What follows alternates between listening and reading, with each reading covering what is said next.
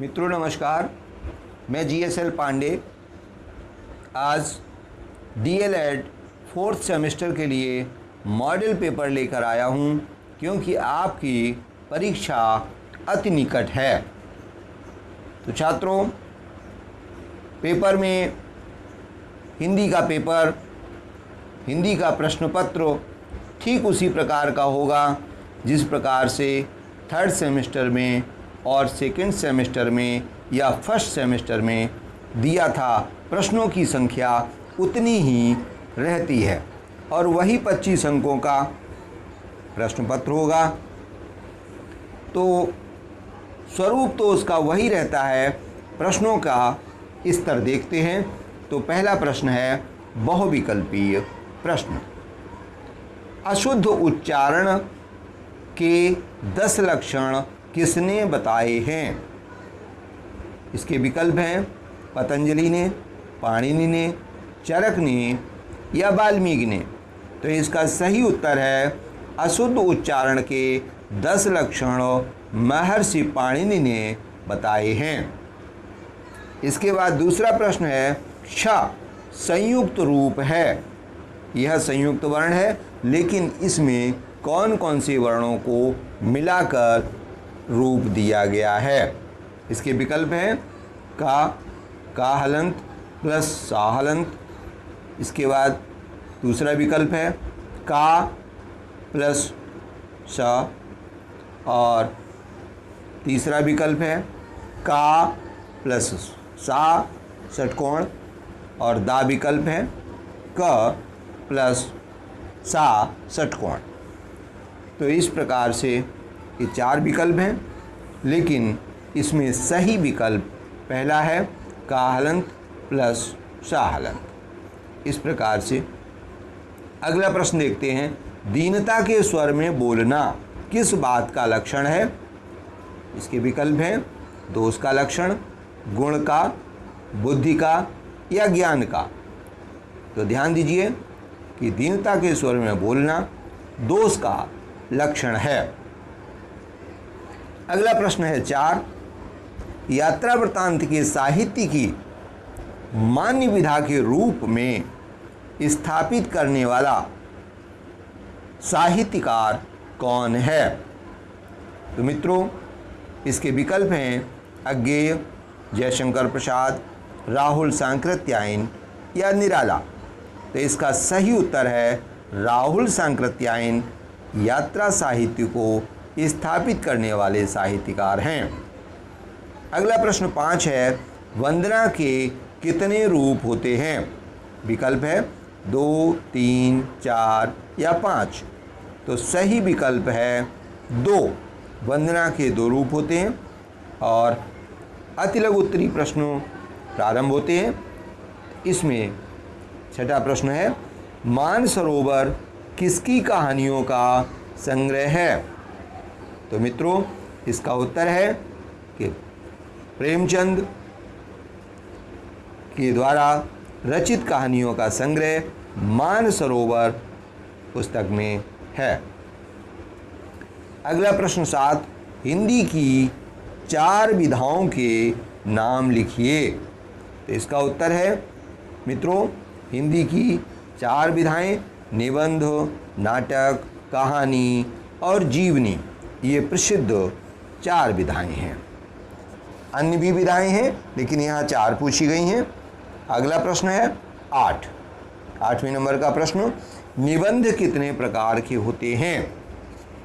मित्रों, निबंध 4 प्रकार के विद्वानों ने बताए हैं।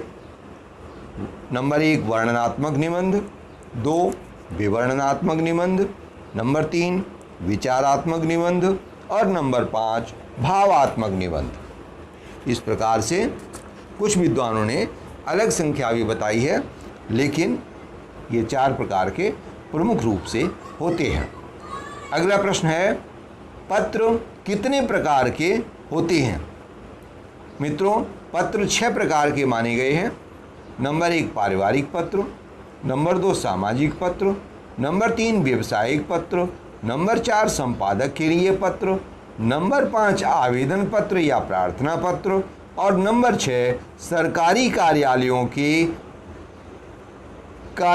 के लिए ही पत्र। अगला प्रश्न है 10, रचना के आधार पर वाक्य के कितने भेद होते हैं? तो इसका उत्तर है, मित्रों ध्यान दीजिए कि रचना के आधार पर वाक्य के 3 भेद किए जा सकते हैं। नंबर 1 सरल वाक्य, नंबर 2 मिश्र वाक्य और नंबर 3 संयुक्त वाक्य। अगला प्रश्न 11 है, हिंदी में अर्थ लिखिए। यहाँ पर एक श्लोक दिया गया है, इसका हिंदी में अर्थ पूछा गया है। मित्रों श्लोक है, काका कृष्णा पिका कृष्णा को भेदा पिक काकयो बसंत समोपायाते काका काका पिका पिका। इसका उत्तर है, इसका हिंदी में अर्थ लिखते हैं कि कौवा भी काला होता है और कोयल भी काली होती है, फिर दोनों में क्या भेद है? मित्रों बसंत ऋतु आने पर कौवा और कोयल में अंतर स्वतः प्रकट हो जाता है, क्योंकि उनकी बोली उस अंतर को प्रकट कर देती है। भाव यह है कि व्यक्ति की भाषा ही उसकी योग्यता एवं गुणों को व्यक्त कर देती है। तो मित्रों अपनी भाषा को व्यवस्थित रखें। अगला प्रश्न है लघु उत्तरीय। लघु उत्तरीय प्रश्न देखते हैं, संख्या के आधार पर 12वां प्रश्न है, संधि कितने प्रकार की होती है? उदाहरण सहित समझाइए। मित्रों इसका उत्तर देखने के लिए हमारा पुराना वीडियो जो संधि पर बनाया गया है उसको आप विस्तार से देखें और अध्ययन करें।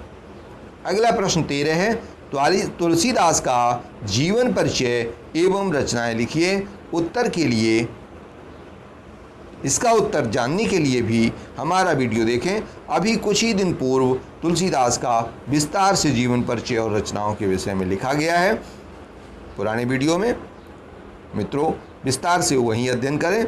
और अगला प्रश्न है 14, वंदना का क्या अभिप्राय है? यह कितने प्रकार की होती है? गणेश वंदना का एक श्लोक भी लिखिए। मित्रों वंदना अपने इष्ट की पूजा है। सभी धर्मों के लोग अपने इष्ट को अपने इष्ट से अपनी भलाई के लिए निवेदन करते हैं, उसी को वंदना, पूजा, इबादत या प्रार्थना आदि कहते हैं। वंदना 2 प्रकार की होती है, व्यक्तिगत वंदना और सामूहिक वंदना। चलिए आगे चलते हैं, गणेश वंदना का एक श्लोक लिखते हैं। गजाननं भूतगणादिसेवितं कपित्थजम्बूफलचारुभक्षणम् उमासुतं शोकविनाशकारकं नमामि विघ्नेश्वर पादपंकजं।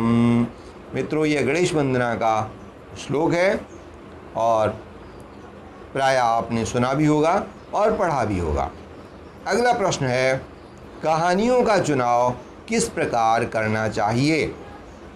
मित्रों कहानियों का चुनाव करते समय बालक की आयु को ध्यान में रख करके करना चाहिए। यदि बालक 5 वर्ष का है तो उसे पशु पक्षी की कहानी सुनानी चाहिए। यदि बालक 8 या 9 वर्ष का है तो उसे परियों की कहानी सुनानी चाहिए। और इससे बड़ा है 11-12 वर्ष का है तो उस बालक के लिए यात्रा की कहानी या बहादुरी की कहानी सुनानी चाहिए। और बालक 14 वर्ष से भी बड़ा है या 14 वर्ष का है तो उसे जासूसी की कहानी उसके लिए होनी चाहिए। ध्यान रखें, यदि बालक 5 वर्ष का है और उसे जासूसी की कहानी सुनाई जाए तो वह नहीं समझ सकेगा। इसी प्रकार 15 वर्ष का बालक यदि पशु पक्षी की कहानी उसे सुनाई जाए तो उसका मन नहीं लगेगा। इसलिए हम कहानी को आयु की दृष्टि से प्रस्तुत करें। दूसरा इसका लक्षण है कि कहानी की विषय वस्तु बालकों के वातावरण एवं निजी अनुभवों के अनुकूल होनी चाहिए। तीसरा, कहानी में घृणा का भाव या मारकाट की स्थिति नहीं होनी चाहिए, क्योंकि बालक का हृदय अति कोमल होता है, उस पर इसका अनुकूल प्रभाव नहीं पड़ेगा। अगला प्रश्न, अगली विशेषता इसकी ये होनी चाहिए कि कहानी सुखांत होनी चाहिए। ध्यान रखें, कहीं ऐसा न हो आपकी कहानी सुनने के बाद बालक रोता ही रहे काफ़ी देर तक। तो अगला विशेषता इसकी है कि बालकों का मनोरंजन करने में कहानी पूर्ण समर्थ हो। और अगला प्रश्न देखते हैं, प्रश्न 16, काव्य का स्वरूप किस प्रकार का होता है? मित्रों, काव्य का स्वरूप सौंदर्यमय होता है। उसके 4 प्रकार के सौंदर्य पाए जाते हैं। सबसे पहला है भाव सौंदर्य। कविता में भाव सौंदर्य इतना प्रबल होता है कि वह समा नहीं पाता और कविता के रूप में फूट पड़ता है। इसी प्रकार भाषा सौंदर्य, कवि बड़ी चतुराई से सुंदर शब्दों का चयन करता है, उसके शब्द स्वयं बोलने लगते हैं और उसकी लय सौंदर्यपूर्ण होती है। और तीसरा जो लक्षण है वो है कल्पना सौंदर्य का। कल्पना सौंदर्य में भी कवि अति कुशल होता है, इसीलिए कहा गया है जहाँ न पहुँचे रवि वहाँ पहुँचे कवि। इस कल्पनाशीलता के कारण पाठक झूमने लगते हैं। और अगला विचार सौंदर्य, कवि के द्वारा सुंदर विचार प्रस्तुत किया जाता है। वह विचार लोक में ऐसा भ्रमण कराता है कि पाठक उसमें खो जाते हैं और उन्हें अपना विचार मानने लगते हैं और आनंद उठाते हैं। मित्रों, प्रश्न 17, प्रयागराज पर एक लेख संस्कृत में लिखना है और उसके लिए कम से कम 6 पंक्तियाँ होनी चाहिए। वैसे परीक्षा में 4 पंक्तियाँ ही पूछी जाती हैं। चलिए देखते हैं। प्रयागराज पर, भारतवर्षस्य उत्तर प्रदेश राज्ये प्रयागस्य विशिष्ट स्थानमस्ति। अत्र ब्राह्मणः प्रकष्ट कारणात् अस्य नाम प्रयाग अभवत्। गंगा यमुनयोः संगमे शीतासित जले स्नात्वा जनः विगत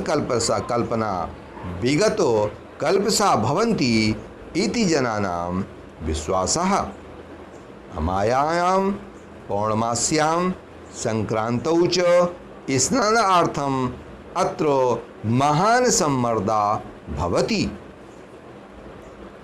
मित्रों, ये आपका प्रश्न 17 जिसके 4 पंक्तियाँ आपसे पूछी जाएंगी प्रयाग विषय पर, या कोई अन्य निबंध के छोटा सा निबंध जो कि संस्कृत में लिखने के लिए आ सकता है। अगला प्रश्न है 18, पाठ्य पुस्तक का क्या महत्व है? फिर से देखें इस प्रश्न को, पाठ्य पुस्तक का क्या महत्व है, समझा कर लिखिए। मित्रों, इसका उत्तर जानने के लिए भी हमारा पुराना वीडियो देखें। पाठ्य पुस्तक पर विस्तार से उसमें प्रस्तुतिकरण किया गया है, देखें। और आज का यह मॉडल पेपर का वीडियो यहीं समाप्त होता है। आप